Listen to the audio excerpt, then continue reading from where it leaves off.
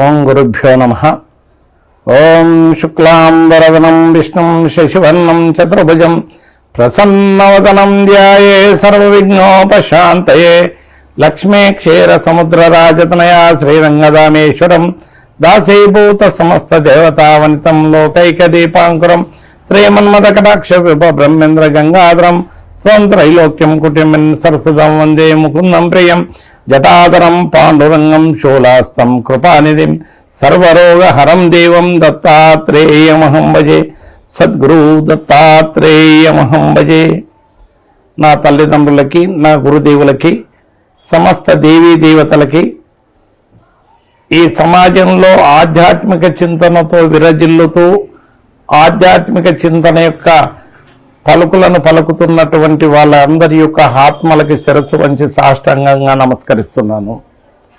మనకు జరగబోయేటటువంటి హోలీకి సంబంధించిన విషయంలో చాలా రకాలైనటువంటి అనుమానాలు ఉన్నాయి.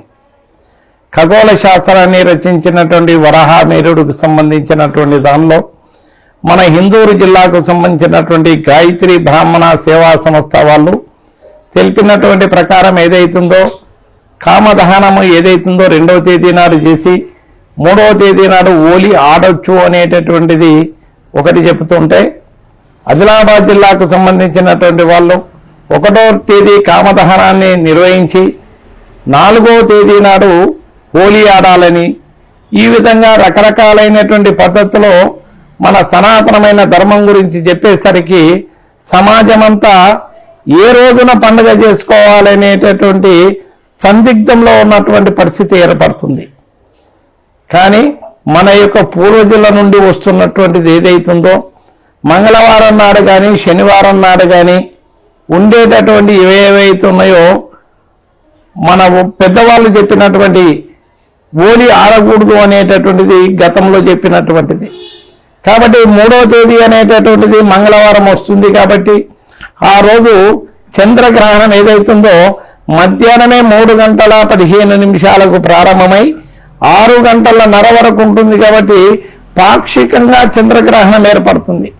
ఆ పాక్షికమైనటువంటి చంద్రగ్రహణం కారణాన ఆ చంద్రుడు చాలా ఇబ్బందిగా ఉండి ఆ యొక్క రావు కేతుల మధ్యలో జరుగుతున్న సంఘర్షణలో మనం ఆనందంగా నిర్వహించడం అనేటువంటిది సరికాదు అనేటటువంటిది శాస్త్రం చెబుతుంది.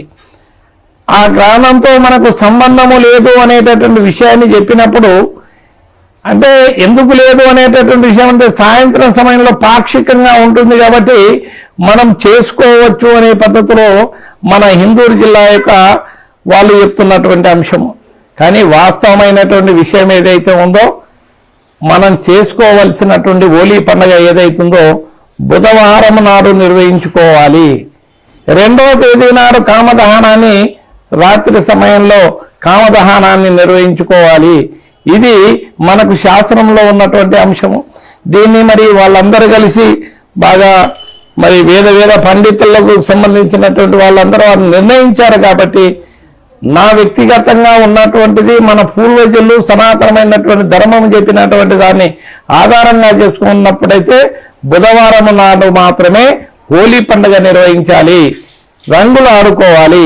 సోమవారం నాడు మనం నిర్వహించే కామదహనాన్ని సాయంత్రం పూట నిర్వహించుకోవాలి రాత్రి సమయంలో.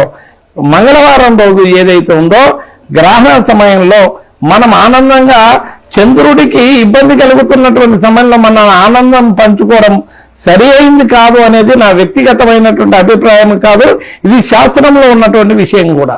కాబట్టి ఏది ఏమైనా కానీ బుధవారం రోజు మాత్రమే హోలీ పండుగ నిర్వహించాలని చెప్పి భక్తులందరికీ నేను తెలియజేస్తున్నాను. ఇది బ్రాహ్మణులైనటువంటి మీ అందరూ కూడా అన్యదా భావించకూడదు.